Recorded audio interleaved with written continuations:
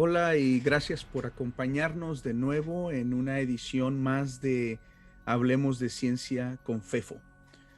Hoy tenemos otra entrevista con una persona que se dedica a la ciencia en la serie Haciendo Ciencia, y en esta ocasión nos acompaña Antonio Delgado, investigador de la Universidad de Notre Dame en Estados Unidos. Antonio, muy buenas noches y muchas gracias por acompañarnos. Buenas noches, Fefo, ¿cómo estamos? Un placer estar con vosotros en este programa y muy contento de poder de partir contigo. Anunciaron el premio Nobel, ¿eh? Sí, a Penrose, a Sir No, no, no, Roger Penrose, no solo a Penrose, pero incluido Penrose. a Penrose y a dos observadores de agujeros negros, la parte Dos teórica y la parte astrónomos.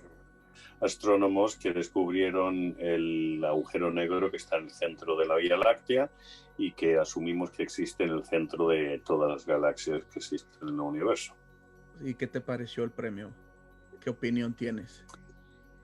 Pues a mí me parece, desde el punto de vista observacional de astrónomo, las técnicas que usaron se siguen usando actualmente y me parece un premio Nobel desde el punto de vista de astronomía observacional muy interesante. Y luego también es curioso que se lo hayan dado a Penrose A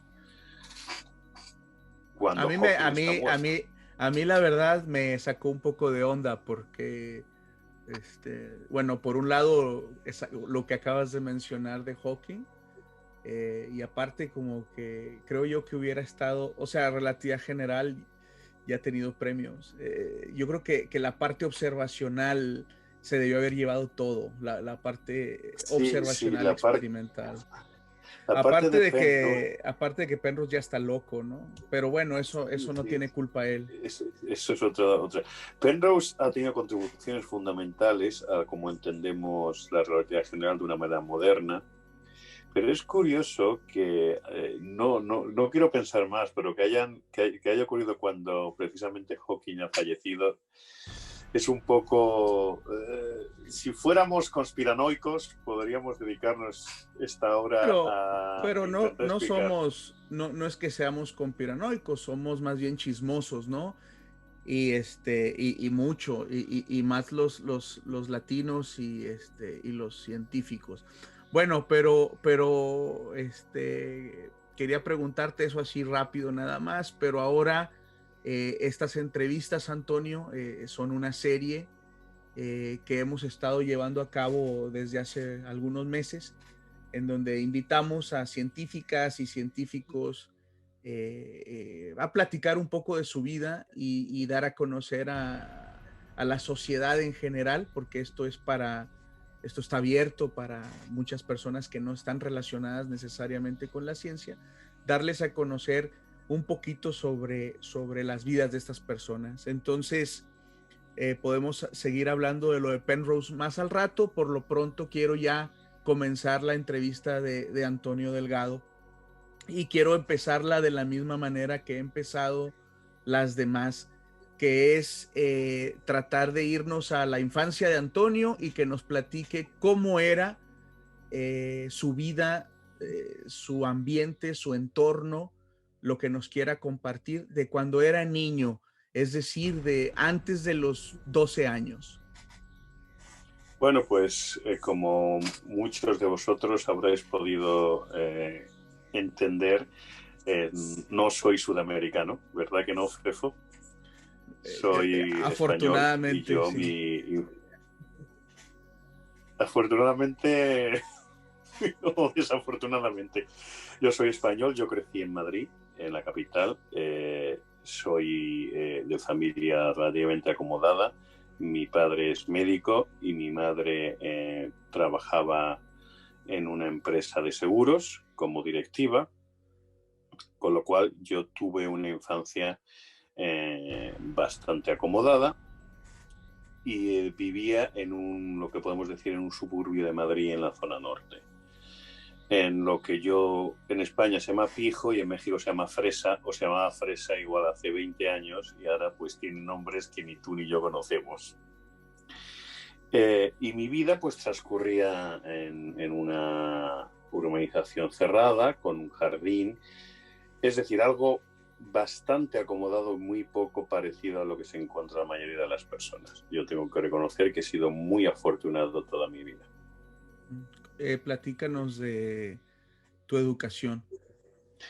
Pues mi educación fue muy buena, pero no es la educación típica que recibían mis compatriotas en aquella época. Hay que entender que cuando yo nazco, todavía el general, el dictador Franco estaba vivo. Yo nazco un año antes que muera Franco. Fueron tiempos convulsos en España, en pasar de una dictadura a una democracia, la crisis del petróleo. Entonces, no Sí, todo el mundo tuvo.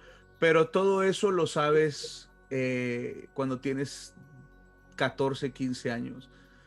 Cuando estás en la primaria, tú no, tu visión de la España, cómo era tu realidad en la escuela, por ejemplo. ¿Sentías que era Eh, una buena escuela? Sí, sí, sí, sí, era una buena escuela, pero por lo que digo, porque yo fui un privilegiado, yo fui a una escuela privada bastante elitista dentro de Madrid. Una escuela, además, bastante liberal, laica y privada, completamente privada, sin tener que dar explicaciones ni al gobierno ni a la iglesia, con lo cual era una escuela muy abierta y yo, pues, como niño pensaba que todo el mundo era así, cosa que no es verdad, como todos sabemos. Entonces yo tuve una educación muy privilegiada si la comparo con gente de mi edad en España. ¿Y tus intereses en esa época, Antonio? Bueno, pues como todos los niños, jugar a la pelota. No te creo que como todos los niños, pero continúa. Bueno, pues sí, sí, yo fui alguna vez, creo que una vez o dos, un niño normal. O igual tres, como mucho. Pero hombre, siempre he tenido interés por la matemática y por la física. Desde el principio a mis padres le dijeron que tenía grandes actitudes numéricas y ninguna actitud al deporte y a la cuestión artística. Ah, Y cuando, ni a la sí, sí. artística. No, no, a mí me das, yo soy incapaz de hacer dos rectas paralelas, aunque me des una escuadra y un cartabón, no me saldrán paralelas nunca, porque no tengo capacidad de dibujar ni artísticamente ni lo que era el dibujo Y técnico. más allá de esas aptitudes que fueron capaces de identificar desde esa época, ¿a ti te gustaba? ¿Te gustaban las matemáticas en la época de tu educación primaria? ¿Te llamaba la atención algo que eventualmente puedas llamar ciencia? Sí, yo creo que desde el principio a mí me llamó la atención la parte científica, mucho más que la parte lingüística. Eh, Ujú.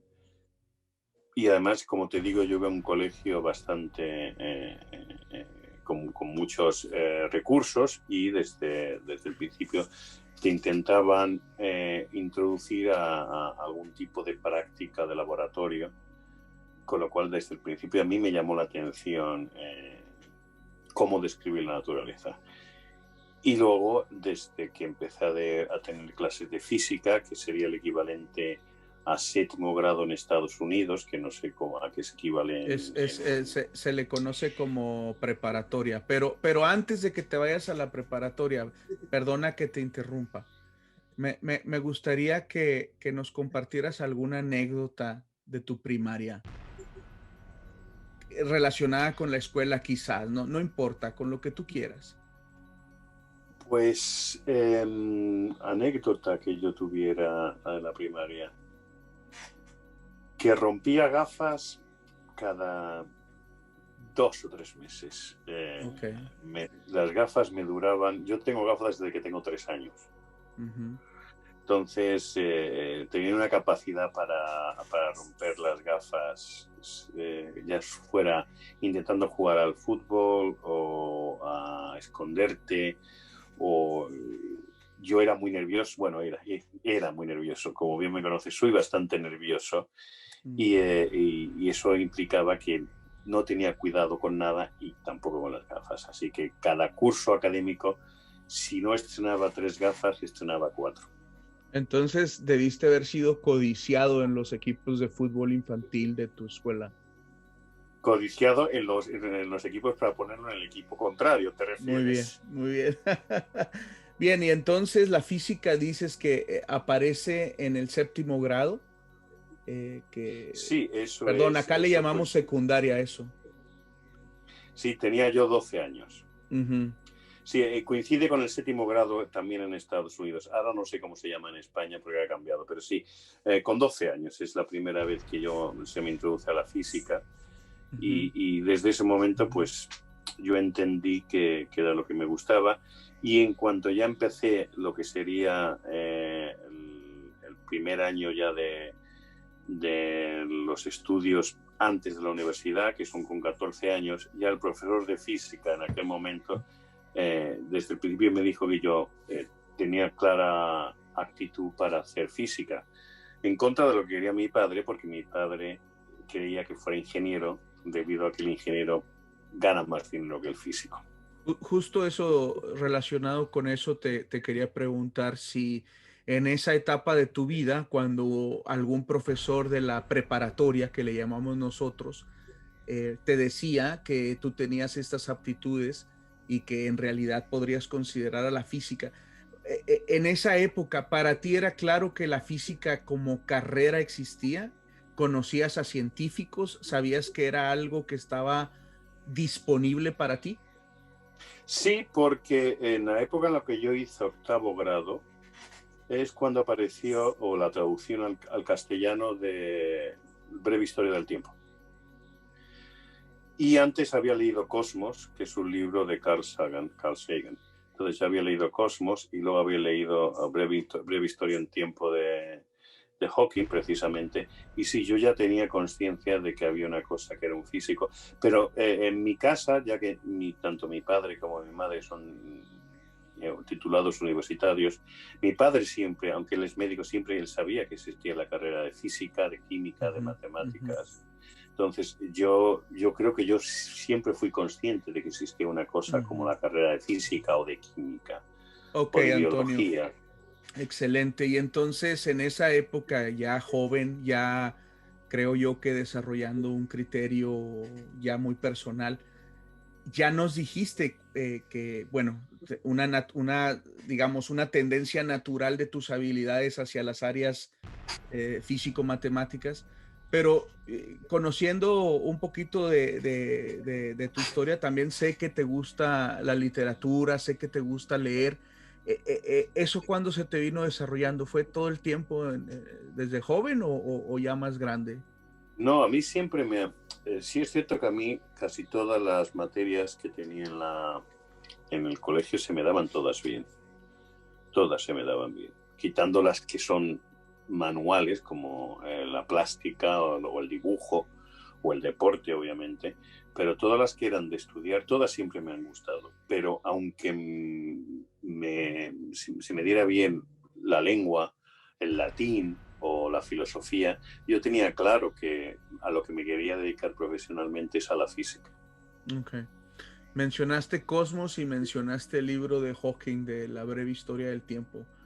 ¿Te impactaron de alguna manera o simplemente te gustaron?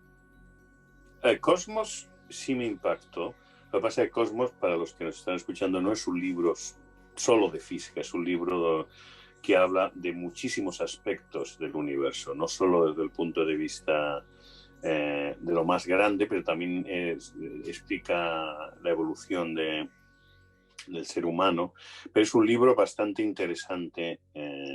Pasa que también entiendo que yo lo leí a finales de los años 80. Supongo que ahora habrá perdido mucho del encanto. También recuerdo que la primera vez que vi física, como te dije, en el séptimo grado, uno de los trabajos que nos hacían hacer es elegir a un físico y hacer un trabajo sobre él. Entonces, por eso yo desde pequeño sé o desde que tenía 12 años que existe la carrera de físico. Yo elegí a Einstein y elegí un libro sobre Einstein, pero hubo gente que habló de Newton, de Maxwell, y además el trabajo significaba hacer un trabajo escrito, pero luego también hacer una presentación. Esto te lo pidieron en séptimo grado. Correcto. ¿Y te pidieron lo mismo de otras disciplinas? Teníamos que hacer muchos trabajos. Por ejemplo, para los mexicanos tengo que reconocer que hice un trabajo de cierta persona que ustedes conocen que se llama Hernán Cortés. Hizo un trabajo sobre la conquista de Tenochtitlán. Recuerdo en biología leer un libro sobre los dinosaurios y hacer un trabajo sobre Darwin. Y sí, y en literatura, pues literatura española, leer libros y hacer trabajos sobre teatro, poesía. Me llama la atención que una de tus asignaturas haya sido el escoger a una persona que se dedicaba a la física para estudiar sobre ella y hablar sobre ella. Pero ¿por qué no el mismo tipo de asignatura para alguien que se dedique a la biología o a las matemáticas? ¿Esto es porque era la clase de física? Era la clase de física. Okay. Las clases de matemáticas no se hacía un estudio de los matemáticos, sino simplemente te enseñaban matemáticas. Bien, la clase de física sí se hacía algo histórico. Eso contesta mi duda. Entonces continuemos, Antonio. Llegaste a la preparatoria y entonces vino el ir en contra de, o si no en contra, un poquito en diferencia con la idea de tu padre, que él quería que fueras millonario y tú le dijiste, no, nada más voy a ser científico. Platícanos un poco de eso. Bueno, pues mi padre hasta hoy no sé si ni siquiera entiende lo que yo soy, pero sí, desde el principio mi padre, como se dio cuenta, a mí se me dan muy bien las matemáticas y la física y que tenía buenos resultados, pues él pensó que lo que tenía que hacer es ingeniero, porque es una carrera difícil y que una vez que termines, pues vas a ganar mucho dinero. Pero yo la verdad es que siempre tuve claro que quería hacer físicas, siempre lo tuve claro. Mi padre me decía, no, ¿y por qué no intentas? Yo siempre lo tuve claro. Desde que me empecé a plantearme la universidad, yo siempre quería hacer físicas. Eso me llevó a conversaciones duras con mi padre, pero llegó un momento, recuerdo que se entrevistó con uno de mis profesores y le dijo, su hijo lo que quiere es hacer física, no le niegue eso, es lo que va a ser feliz, no le obliga a hacer algo que no le va a gustar. Y yo creo que en ese momento es cuando mi padre se dio cuenta que era mejor que me dejara hacer física en lugar de empujarme hacia una carrera que no me iba a gustar. ¿Y tu madre qué decía? Mi madre en eso era más, me apoyaba más que mi padre, desde el principio. Porque ella también se informó, cosa que mi padre no hizo. Mi madre sí se informó preguntando a compañeros, a gente conocidos, en qué consistía la carrera de físicas y le llegaron informes de que era una carrera tan buena como cualquier otra. Pero al final mi padre pues llegó a la conclusión de que el que tiene que encontrar su vida soy yo y no él. Y entonces pues aceptó que hiciera la carrera de físicas. Y entonces, ¿a dónde te inscribiste a hacer tu carrera de física? En Madrid hay dos universidades grandes, una es la Universidad Autónoma de Madrid, la otra la Universidad Complutense de Madrid, y guiado por mi profesor del colegio, de lo que en México se llama preparatoria, él me dijo que tenía que hacerla en la Autónoma de Madrid, que es la universidad en la que hay más investigación y en la que me iban a enfocar más a una carrera investigadora. Y por eso me inscribí en la Autónoma de Madrid. Ok. Platícanos de tu licenciatura, Antonio. Bueno, en aquella época la licenciatura en España eran de 5 años. Recuerdo una anécdota de, creo que mi primera o mi segunda día en la universidad, en la clase. El primer curso de física era un año entero de álgebra, un año entero de análisis matemático, un año entero de física y un año entero de química. Y debió ser la primera o la segunda clase de física. Preguntó el profesor que cuántos de los que estábamos ahí habíamos elegido física como primera opción. Y éramos una clase de 150 personas y debimos levantar la mano 5 o 6 personas. Es decir, física era una carrera donde acababa llegando gente que no había sido admitido en otras licenciaturas. En mi época, solo un 10% de los que empezábamos terminábamos en 5 años y otro 10% terminaban. El resto no terminaban. Eran clases muy grandes, 150 personas, 200 personas. Y te encontrabas que había gente que estaba en quinto curso, lo que llamáis ahí en México, en quinto año, y todavía tenía asignaturas del primer curso. En especial la química, por ejemplo, duraba. Mirándolo en retrospectiva y comparando con mi experiencia como profesor aquí en Estados Unidos, la educación universitaria que yo recibí en España era muy deficitaria porque no había medios, éramos muchísimos en clase y el profesor era incapaz de tener una relación personalizada con 150 personas. Pero yo lo recuerdo como unos años muy buenos, supongo que nos pasa a todos, que siempre recordamos lo mejor y descartamos lo peor. Cuando estuviste en tu licenciatura, en términos del material que viste, porque supongo que estas clases de 150 personas eran en los primeros años, ¿no? En los primeros cursos, o también lo eran ya en los cursos avanzados. Vamos a ver, tan grandes, vamos a ver, en primero había 4 grupos de 150, en segundo también, en tercero ya solo eran 3 grupos, y luego ya en cuarto y en quinto lo que ocurría es que te separabas por especialidad. Uh-huh. Entonces ya no había tantas gente. Uh-huh.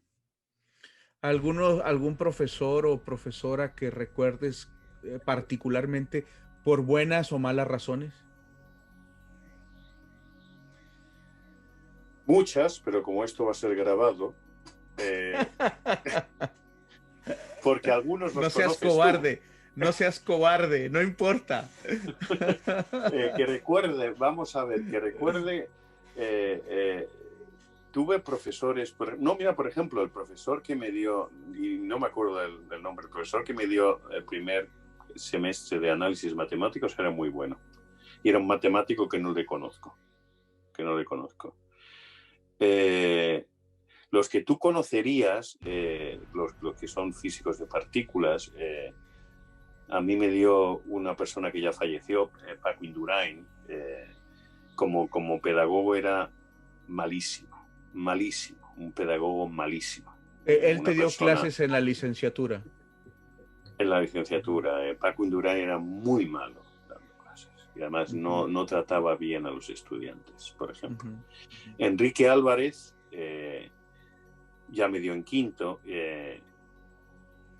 intentaba inculcarnos teoría cuántica de campos de una manera muy particular. También es cierto que la licenciatura de física en mi época era una licenciatura muy dura, que uno piensa que no tiene sentido que una persona para hacer una licenciatura tenga que pasar por el calvario que pasaba, ¿no? Eso como que hubo una época, ¿no, Antonio? En varias partes del mundo en donde no sé por qué les gustaba hacer eso, ¿no? Yo creo que era en lugares en donde no había mucha ciencia. Sí, es posible fuera donde no hubiera mucha ciencia, también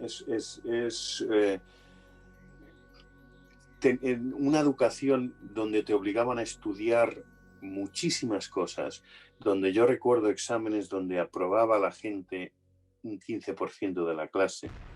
No tiene sentido que en una asignatura solo el 15% apruebe un examen. Algo falla y no es el estudiante, obviamente falla el profesor.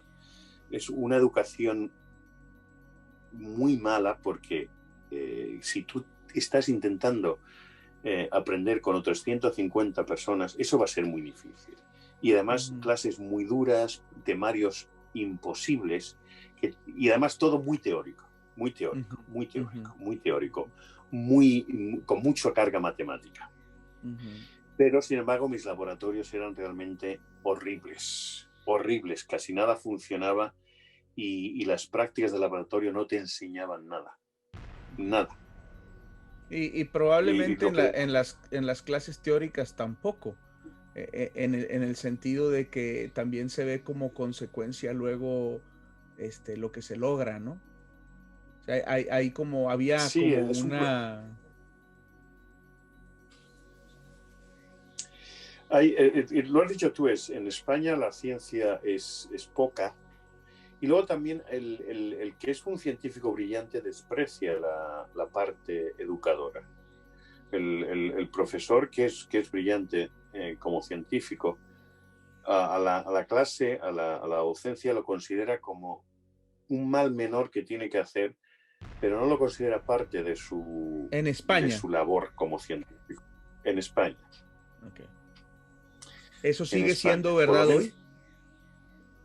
desgraciadamente creo que para mucha gente sí.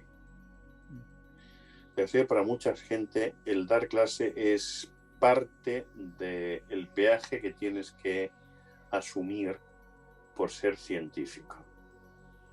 Y luego te encuentras también que los que no, los que intentan ser buenos pedagogos, te encuentras que primero el sistema de profesorado español, el sueldo que te van a dar, no depende de lo bueno que seas, ni investigando ni dando clases. Vas a ganar el mismo dinero. Y no hay fondos, con lo cual no hay fondos para renovar los laboratorios, no hay fondos para innovar en la Bueno, clase. bueno, disculpa, vamos a llegar a eso porque parece que estás describiendo México también, pero quiero continuar con la línea de vida y luego ya nos metemos en esos temas. Cuando terminaste tu licenciatura, Antonio, en los 5 años, ¿tuviste oportunidad en ese proceso de hacer investigación? A partir de, bueno, yo en cuarto hice, un año no lo estudié en Madrid, lo estudié en Dublín, es un programa que se llama Erasmus, que se intenta que los estudiantes en Europa vayan a otro lugar, conozcan su cultura, aprendan otro idioma. Entonces yo en cuarto curso estuve en Dublín y ya hice algo de investigación allí en electrónica, no era mucho, pero por lo menos lo hice, me sugirieron desde España que debería empezar a hacer algo de investigación y en quinto curso ya empecé a colaborar en física teórica. Y el verano, cuando terminé quinto, lo pasé en el CERN, con un programa de estudiantes de verano. Uh-huh. A la vuelta empecé mi tesis doctoral con Mariano Quirós. Antes de que te vayas a la tesis doctoral, para concluir la licenciatura no era necesario hacer una tesis. No, en mi época no tenías que hacer ninguna tesis ni tenías que tener créditos de investigación. Ok, muy bien. Entonces ahora sí, tú tuviste la oportunidad de dar tus pininos en cuestiones de investigación con todo esto que nos platicaste. Y ahora sí, entonces regresas y empiezas a trabajar en tu doctorado. Correcto. ¿Dónde fue? ¿En la misma institución? No concretamente, sino en una institución que se llama Consejo Superior de Investigaciones Científicas, que es una institución solo de investigadores, pero como es solo una institución de investigadores, no pueden dar un título. Entonces, seguía estando asociado a la Universidad Autónoma de Madrid. Pero mi director de tesis, Mariano Quirós, no pertenecía a la Universidad Autónoma de Madrid, sino que pertenecía al CSIC. Ok. Platícanos cómo fue que te acercaste a Mariano, por qué, y un poquito sobre el proceso de tu doctorado. Pues cuando yo estaba en quinto, en el último año, pues hablé con profesores del Departamento de Física Teórica. Mi especialidad es física teórica. Entonces estuve hablando con distintos profesores y por algunas razones, pues los que a mí me interesaban ya tenían estudiantes, a los que yo interesaba no me parecía que íbamos a ser una combinación. Y Luis Ibáñez, una persona muy conocida en el mundo nuestro, me recomendó a Mariano Quirós. Así como yo sí sabía que existía la física, cuando me dice Luis Ibáñez que existe una cosa que se llama CSIC, pues es como el que me hablaba en arameo, no tenía ninguna idea de lo que era. Entonces él me puso en contacto con Mariano y debido a la recomendación de Luis Ibáñez, pues Mariano aceptó tomarme como estudiante. Y así empezó mi doctorado. Pobre Mariano, ¿no? O sea, sí, la verdad que Mariano diría que maldita la hora en que Luis Ibáñez le dijo que yo existía. sí, sí lo puedo entender. Sí. Entonces, yo fui becado en aquella época. El Ministerio de Educación y Ciencia de España ofertaba becas de doctorado y yo gané una que me cubría cualquier gasto de matriculación en la universidad y así como un pequeño sueldo mensual. Y eso estuve yo durante los 4 años que hice la tesis, cobrando un dinero, y además esta beca tenía también la posibilidad de hacer 3 meses de estancia fuera de su institución. Gracias a ello pasé temporadas en Oxford, en Michigan, en Argonne, que es un laboratorio nacional de Estados Unidos que yo he escuchado que has hablado antes con gente que está allí. Entonces también era una posibilidad de salir de tu zona de confort y de conocer a otros investigadores que luego te abrían puertas para continuar tu carrera científica. Cuando tomaste la decisión de continuar con tu doctorado, ¿no contemplaste hacerlo fuera de España? No. En España hay muy poca gente que se va fuera de España a hacer el doctorado. Muy poca. Yo hablé en el departamento de física teórica y todo el mundo me dijo que no tenía mucho sentido hacer el doctorado fuera de España. Entonces no me lo planteé. ¿Les creíste? Les creí, pero porque todo el mundo hacía lo mismo. Y tengo que reconocer que no me ha ido nada mal. Es decir, no había... hay una cuestión que era difícil... es haberte venido a Estados Unidos, pero es difícil la transición, porque la licenciatura en España, que eran 5 años, equivale casi a lo que en Estados Unidos son 4 años de bachelor más los 2 años de máster. Entonces, pero eso no te lo reconocían, con lo cual tenías que venir aquí y seguir haciendo cursos. Pero la verdad es que yo no me lo planteé en ningún momento. Ni en Alemania, por ejemplo, o en Inglaterra. No, yo no me planteé hacer la tesis doctoral fuera de España. Como estudiante licenciado en física en aquella época, ¿pensabas que el nivel era el mismo en esos 4 lugares? No tenía idea.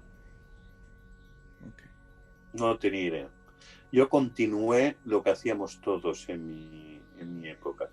Lo que querían dedicarse a la investigación y tenían buenas notas, siempre conseguían un mentor local. Muy bien, perfecto, Antonio. Te hago todas estas preguntas, Antonio, pensando en las personas que nos están escuchando. Dentro de ellas hay un grupo de jóvenes que actualmente estudian sus licenciaturas e incluso algunos que están empezando a considerar estudiar algún posgrado. Entonces, siempre me gusta detenerme un poquito en esta etapa de la vida de mis colegas a quienes se atreven a venir a platicar con nosotros en estas charlas, porque creo que enriquece y ayuda a estas personas que nos escuchan. ¿Podrías platicarnos en no más de 5 minutos? Es en serio, te voy a callar después de los 5 minutos. ¿Sobre qué fue tu tesis de doctorado y alguna anécdota, algo que quisieras compartir con las personas que están haciendo su tesis en este momento o que están por embarcarse en ese proceso? Bueno, mi tesis de doctorado fue de física de partículas teórica, que es a lo que me dedico, y en aquella época yo presenté la tesis en el año 2001. Hubo una revolución dentro de lo que llamamos física más allá del modelo estándar, que es los intentos de ir más allá de la teoría que tenemos para describir la física de partículas, que es el modelo estándar, pues intentar ir más allá para explicar ciertas cosas que el modelo estándar no explica. Y en aquel momento hubo una revolución que era utilizar teorías con dimensiones extras. todos sabemos que la naturaleza tiene 3 dimensiones espaciales y una dimensión temporal. Eso haría 4 dimensiones. Pues en aquella época la gente hizo muchas teorías basadas en una situación donde habría más de 4 dimensiones. Y a mí me pilló justo el momento de explosión de ese tipo de teorías. Entonces, mi tesis doctoral es sobre distintos aspectos de teorías en dimensiones extras. Estuve escuchando a Juan Maldacena, hablando, creo que fue hace 2 semanas, que también estuvo hablando de algo parecido. Justo la conjetura Maldacena también empezó en aquella época, modelos que se llaman de Randall-Sundrum. Entonces fue una parte muy interesante y que a mí me tocó vivir como estudiante. Anécdotas, muchas que podría contar. Por ejemplo, una de ellas es, en aquella época, mi novia, la que es ahora mi mujer, una de las veces que estábamos juntos, como cita romántica, la llevé a la disertación doctoral de Alejandro Ibarra. Esa fue nuestra cita romántica. Mi mujer ha estado en 2 disertaciones de tesis, la de Alejandro y la mía, y ha prometido no volver a ir a una. ¿Qué más anécdotas? Pues yo viajé, gracias a esta beca, viajé mucho y pude conocer a físicos como, por ejemplo, el que hablábamos antes, a Hawking. Y la verdad que la primera vez que le vi me impresionó verlo en una silla de ruedas. Yo ya cuando le conocí ya no podía hablar. La degeneración de Hawking hasta creo que a mediados de los 90 podía balbucear y se acercaba a alguien. Yo ya cuando le conocí ya no podía balbucear, ya tenía un intérprete, un ordenador que hacía de intérprete, y él al principio con la nariz y luego con los ojos intentaba contestar a las preguntas. A mí me impresionó mucho Hawking. Y fue una época que yo recuerdo con mucho cariño, la época de la tesis doctoral. Éramos 5 estudiantes de doctorado en aquel momento y que compartíamos muchas cosas. Muy bien, Antonio. Lo hiciste en tiempo récord. Muchas gracias, porque luego una de las cosas que nos sucede a nosotros cuando empezamos a hablar de nuestro trabajo y de los intereses que tenemos es que pues se pierde uno y es a veces difícil mantener la tranquilidad, pero te agradezco porque lo hiciste muy bien. Estoy impresionado. Oye, antes de continuar aquí, Jesús Manzanares en Zoom nos pregunta que, se comenta que te gusta la literatura, dice que nos cuentes de algunos libros españoles que te hayan gustado. ¿Se refiere a libros de literatura clásicos? O yo creo que a lo que tú quieras. Algún libro que haya leído últimamente. Sí, es algo que te guste. El tiempo que te... últimamente los libros que tengo tiempo son novelas no muy profundas. Es turning page, como dicen los americanos. Es libros que van muy rápido. Pero, por ejemplo, a mí hay un libro de Pere de Reverte que se llama La piel del tambor, que me gustó mucho. Es una novela histórica. Me gustan mucho las novelas históricas, novelas que estén ambientadas en épocas antiguas. Entonces, Julia Navarro me gusta mucho, la Biblia de Barro, ¿Quién soy yo?, No matarás. Julia Navarro es muy conocida. Y de los clásicos españoles me gusta mucho el teatro de Lope de Vega. Ok, gracias, Antonio. Pero entonces yo tengo 2 preguntas. Una, tu novia de aquel tiempo es tu esposa de hoy, ¿verdad? Sí, la pobre desgraciada. O sea, ¿cómo es posible que después de haberla llevado a esas 2 disertaciones se haya casado? ¿Cómo la amenazaste? ¿Qué fue lo que hiciste? No, es que, vamos a ver, yo creo que en una vida anterior mi mujer fue un genocida nazi un general nazi, y Ya, entonces se reencarnó, y entonces yo ya, soy su penitencia, yo soy su penitencia. ya. Bueno, pero habrán Eh, sido varias vidas previas, ¿eh? o sea, no solo Este, fue genocida nazi, sino también fue Gengis Khan y estuvo en... Antonio, No, una de las cosas que yo siempre le comento a las personas que me preguntan que qué es un doctorado, que qué es una tesis, que por qué tanto énfasis en eso, siempre les digo que cuando uno estudia, tiene la posibilidad de realizar un doctorado de un mínimo de calidad, el propósito de este es, por un lado, el prepararte, el enseñarte a hacer investigación y que uno de los requisitos es en tu tesis de doctorado, en un lugar serio, es haber hecho una contribución original. Puede ser pequeñita, puede ser que cambie la ciencia, etcétera, pero que tiene que haber algo original.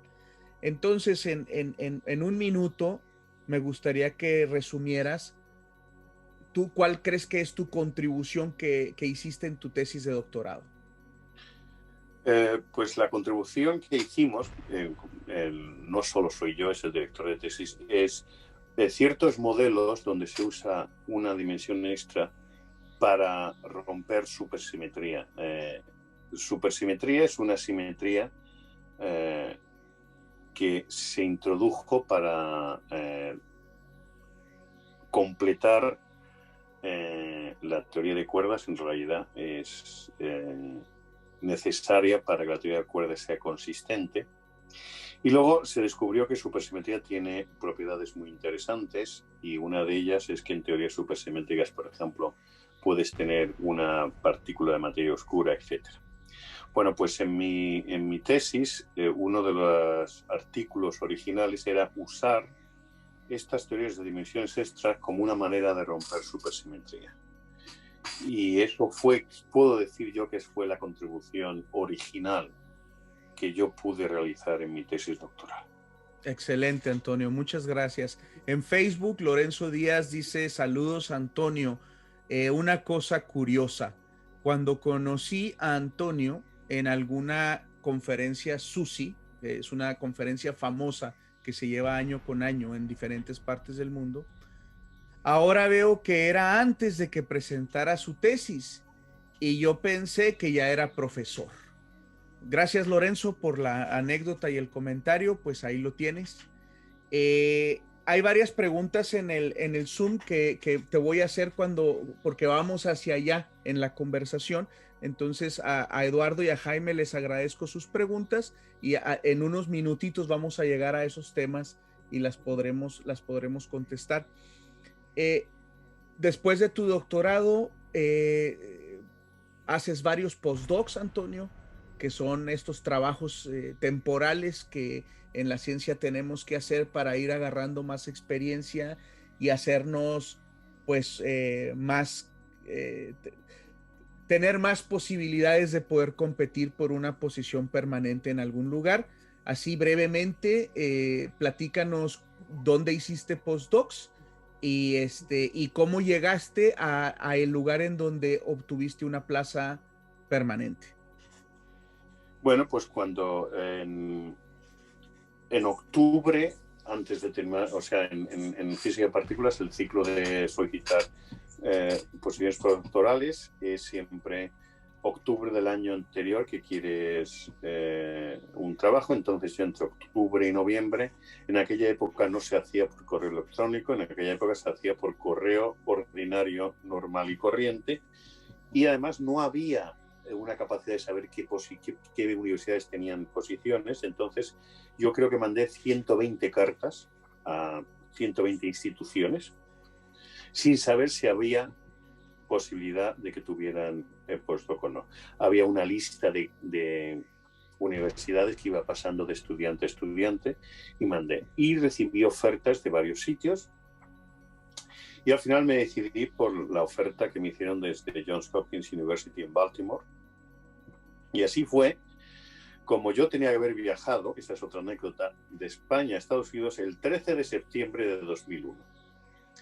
Por razones obvias, no pude viajar el 13 de septiembre de 2001, 2 días antes fueron los atentados terroristas en las Torres Gemelas, y ahí veías ya la que era mi mujer, que no había viajado nunca a Estados Unidos, se encuentra que tiene que viajar una semana después de los atentados de las Torres Gemelas, con unas medidas de seguridad totalmente horripilantes, con los aviones todavía medio vacíos, y llegar a una ciudad nueva pues fue toda una experiencia.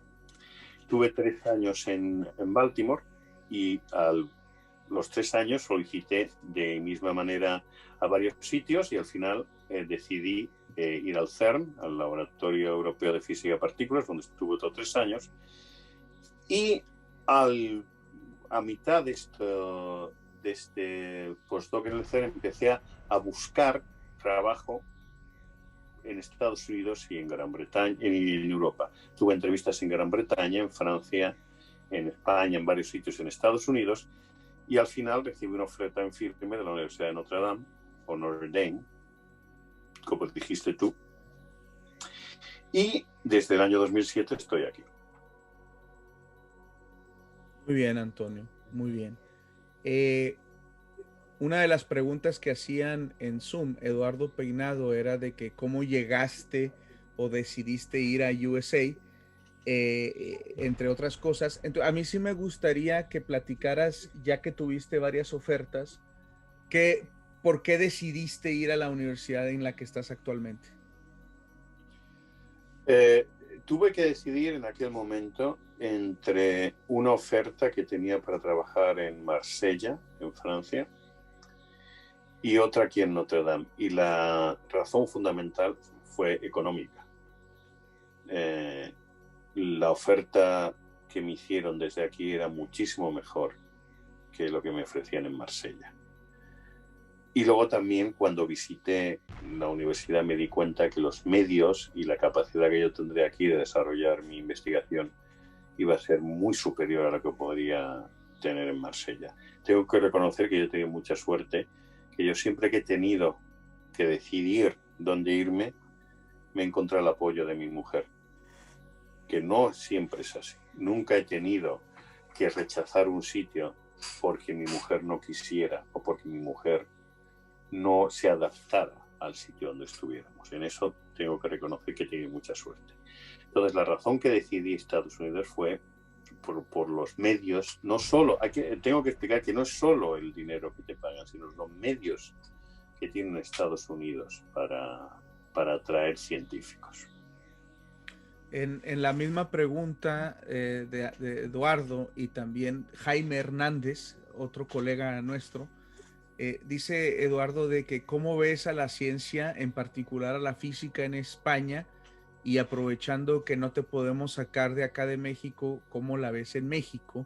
Y Jaime Hernández pregunta que cómo consideras el nivel de la física de partículas teórica que se realiza en México. En España, el problema de España es una cuestión, y creo que los problemas de España y de México son parecidos. Desgraciadamente os conquistamos nosotros y no los ingleses. Igual si hubieran conquistado los ingleses os iría mejor. Pero son muy parecidos los problemas. El sistema... Por eso es que el tipo que tenemos de presidente ha estado pidiendo el perdón de ustedes. Sí. A ver si ya van pensando en eso, por favor. Sí. Continúa. Sí, sobre todo yo no sé qué tengo que pedir perdón si nunca yo salí de España. Y tú eres más blanco que yo, pero bueno, podemos mantener esta discusión eternamente. Pero bueno, el problema de España, y es parecido al de México, es que el sistema científico universitario está basado en trabajos públicos, funcionarios, que el sueldo viene fijado por decreto y no hay capacidad de pagar más. No se beneficia la meritocracia y no hay capacidad de innovación y no hay capacidad de atracción de talento. Cada vez cuesta más en España conseguir un puesto permanente. Y sin embargo, la física teórica en España es bastante buena, bastante buena. México sufre problemas endémicos de México, mucha pobreza y problemas heredados de la colonia. Sois dignos herederos de quienes sois herederos. O sea, yo cada vez que yo voy mucho a México, a los que no lo sepan, yo conozco a Jaime, a Eduardo, a Lorenzo, a Fefo, y yo he estado mucho allí. Y Fefo puede decir que yo cada vez que voy a México me da la sensación de entender muy bien por qué funciona mal. Y es por un sistema ultra burocratizado, donde es casi imposible innovar y donde tienes tantas trabas para hacer algo que se pierde las ganas de hacer. Y sin embargo, contestando a Jaime, el nivel de la física de partículas teórica en México es bastante bueno comparado con la dificultad y también comparado con otras áreas. Eso también pasa en España. Hay áreas donde en estos países es competitivo y en otras áreas no. ¿Y cuál es la diferencia? En las áreas donde se necesita mucha mayor inversión, como puede ser la física experimental, es muy difícil conseguirlo. Pero la parte teórica, donde solo se necesita un papel, un lápiz y como mucho un ordenador, es mucho más fácil. Y luego también México tiene una tradición histórica, no tanto en física, sino como en matemáticas, desde hace mucho tiempo. Entonces, no está la situación muy mal, pero entiendo los problemas que tiene México. María Elena Tejeda te dice que le gusta mucho la entrevista. Gracias, Malena. Y tiene varias preguntas. Una, ¿cómo estás abordando tu trabajo de enseñanza, dirección de tesis e investigación ahorita que estamos en trabajo a distancia? Dos, cuando eres advisor de estudiantes de doctorado y cuando les aconsejas de su trabajo a futuro, ¿qué les recomiendas? ¿Qué son las habilidades que son más importantes para los jóvenes en estas épocas? A la primera pregunta para María Elena, en Notre Dame no estamos teletrabajando. En Notre Dame yo estoy dando de clases de manera presencial, con mascarilla, con distancia, pero no es todo teletrabajo. Pero eso no significa que estemos haciendo todo de la misma manera. Es muy costoso. Yo tengo problemas muy grandes para concentrarme y creo que todos lo tenemos. No es lo mismo una reunión en un pizarrón que una reunión vía Zoom. Pues como puedo. Intento adecuarme como puedo, pero aparte de todas estas cosas, tengo 2 hijos, con lo cual es muy difícil. Pues mi producción científica no está siendo igual que era antes. Para alguien como yo, que la producción científica baje algo, tampoco es muy importante, pero para mis estudiantes sí, con lo cual tengo que obligarme a conseguir que mis estudiantes produzcan para poder continuar en su educación. Y en lo segundo, cuando yo hablo con mis estudiantes, y se acerca ya la época en la que tienen que empezar a plantearse qué van a hacer, la primera pregunta que les hago es, ¿qué queréis hacer? ¿O qué quiere hacer el estudiante? ¿Quiere continuar de postdoc y seguir la senda académica o quiere ir a la empresa privada? Porque eso es distinto el tipo de consejo que voy a dar. Yo creo que hoy en día, si te vas a la empresa privada, lo que busca una empresa privada en una persona que tenga un doctorado en física no es tanto lo que haya hecho esa persona en el doctorado, sino que sabe que es una persona que es capaz de afrontar problemas difíciles, largos, y seguramente sepa también programar. Y eso es lo que necesita una empresa privada en el trabajo que busca para un doctorado. Necesita personas que sean capaces de afrontar problemas difíciles, abstractos, largos de resolver y que pueden tener soluciones imaginativas. Eso es lo que hacemos los físicos teóricos. Entonces, no creo que busquen una formación concreta, porque mi experiencia hablando con reclutadores de empresas privadas, si tienen que aprender un nuevo software, lo van a aprender, se los van a enseñar ellos. Ellos no buscan que sepan resolver integrales. Ellos lo que buscan es una determinada persona que sea capaz de abstraerse, o como se dice en inglés, think out of the box. Eso es lo que busca un reclutador de una empresa privada. No busca que sepa teoría de cuantía de campos, obviamente. Muy bien, Antonio. Muchas gracias por la respuesta. Y pues ya estamos llegando al final. A mí me gustaría platicar un poquito de tus experiencias ya más íntimas con México, en particular con nosotros en Colima, ya que lo dije medio en broma, pero solo medio de que ya no te podemos sacar de acá. Entonces, tú has estado ya varias veces participando, Antonio, con nosotros en los talleres, en los workshops del Dual, del famoso, para nosotros famoso Dual. Y esto se debe a que desde, no recuerdo qué año, pero vamos a decir que como desde el 2010, por ahí, viniste a un Dual y ya no has parado de venir. Me gustaría que nos le platicaras a la gente desde tu perspectiva, ¿qué es eso del Dual y por qué participas? El Dual es una idea de varios de vosotros, que es un intento de introducir a investigadores de fuera de México, a los estudiantes de licenciatura que están terminando en Colima, o algunos que ya están haciendo el doctorado, no en Colima, que no hay estudio de doctorado, pero en otras universidades. No es el único workshop que existe. Antes del COVID debe haber varios workshops a la semana en física de partículas durante todo el mundo. Y la razón por la que vuelvo a Colima es, aparte porque es una experiencia que me gusta, pero también tengo que decir que no es totalmente altruista. Es también una manera en la que yo tengo de reclutar buenas o posibles buenos candidatos a venir a Estados Unidos a hacer el doctorado. Y luego también lo hago para que los chicos, los estudiantes de Colima, sepan en qué consiste hacer un doctorado y que tengan contacto con gente distinta de los que hay en la facultad. Me parece un ambiente muy sano. Además, Fefo, tú te encargas también de añadirle una parte social, no solo una parte académica. Y me siento muy a gusto. Y luego tú y yo tenemos colaboraciones científicas también con Jaime o con Lorenzo.